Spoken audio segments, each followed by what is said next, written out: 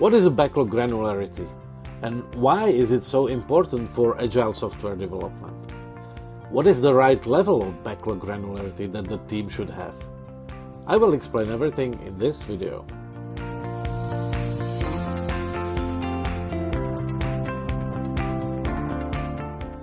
My name is Vladimir, I'm an agile coach, and this is Practical Agile.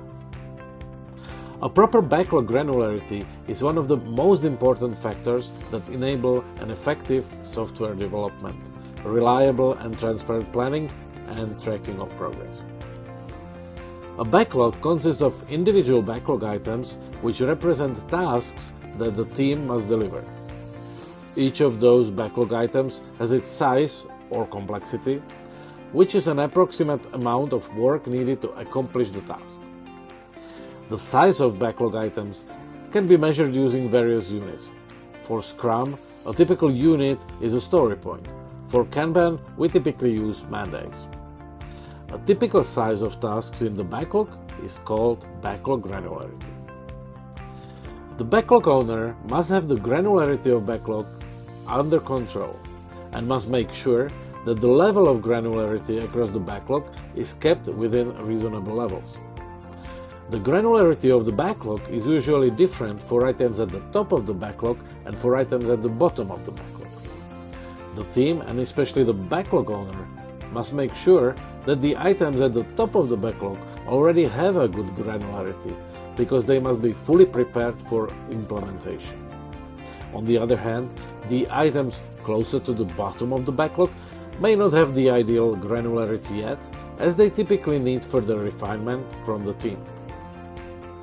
It is often seen that the items on the bottom of the backlog are defined at a high level only, and they just represent placeholders for bigger chunks of work which have not been fully analyzed yet. Those high-level tasks are present in the backlog mostly for planning purposes, so that the team can allocate some time for them in the plan. As the items on the bottom of the backlog are not very likely to be implemented anytime soon, and priorities may change at any time, it does not make sense for the team to spend much time on refining those distant backlog items until it is clear that they are going to be implemented soon. So it is typical that the team refines and splits the high-level items from the bottom of the backlog into more granular tasks later, as they make their way to the top of the backlog. During the backlog refinement, the team discusses and analyzes those high-level backlog items from the bottom of the backlog, makes detailed requirement specification where necessary, identifies dependencies, and adjusts their granularity to an optimal level by splitting big backlog items into multiple smaller tasks, or by grouping multiple smaller tasks into bigger deliverables if it makes sense to deliver them together. This way, the team makes sure that the ready-to-go items closer to the top of the backlog have optimal granularity. But what is the optimal level of granularity? There are no hard set rules for it, but according to my experience, for a typical development team, a sweet spot for the backlog granularity is when most backlog items have an approximate size of 2 to 3 days of work. At the same time, no backlog items close to the top of the backlog should exceed 5 days of work, and no item should represent less than a half day of work.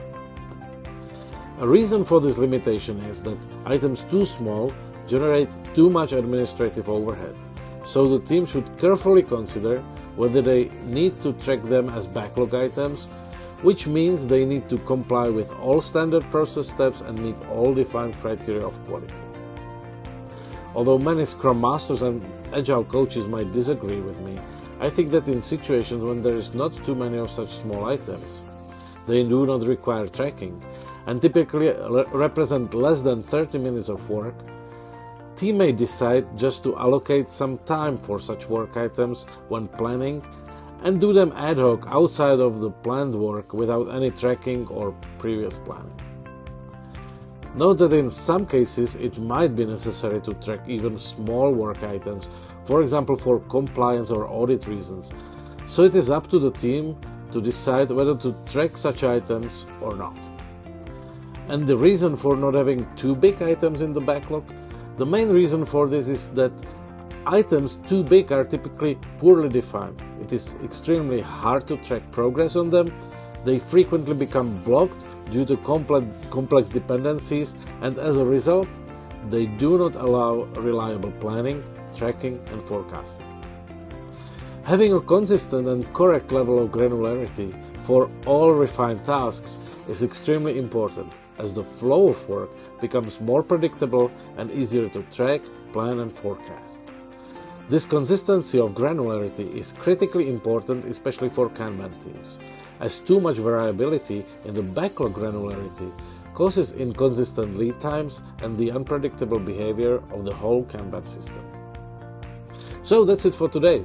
Thank you for watching, and I hope you enjoyed the video. If you liked it, please give me a thumbs up and subscribe to this channel, as it motivates me to make other videos for you, and it helps the channel and Agile community to grow. See you soon in another video.